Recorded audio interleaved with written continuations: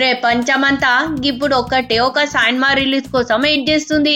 గా సైన్ మేందో మీకు ఎరికేనే నాకు ఎరికేనే, గదే బాహుబలి 2.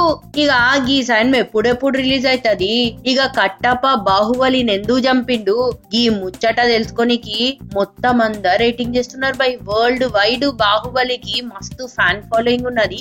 ఇక గంతే వెయిటింగ్ బి ఉన్నది. ఈ ముచ్చట ఇట్లుంటే 2 వీక్స్ లా ఈ సినిమా రిలీజ్ అవుతుంది. ఇక కర్ణాటకలో మాత్రం ఈ సినిమాని కర్ణాటకలో ఒక్క థియేటర్ల రిలీజ్ గానికుండా చూస్తామని చెప్పి మస్తు మొండు పట్టు పైన ఉన్నారు. ఎందుకున్నారో ఎరికేనా, ఇక సత్యరాజ్ లేడా, గదే కట్టప్ప క్యారెక్టర్ చేసిండు కదా, ఆయన సారీ చెప్పాలంట. ఇక ఆయన ఎందుకు సారీ చెప్పాలంటే ఒక పెద్ద కథనే ఉన్నది బై. ఇక కావేరీ నదీ జలాలు గప్పుడేవో మస్తు గొడవలు జరిగినాయి కదా, గప్పుడు సత్యరాజ్ ని మాట్లాడమంటే ఏమో మాట్లాడిండంట.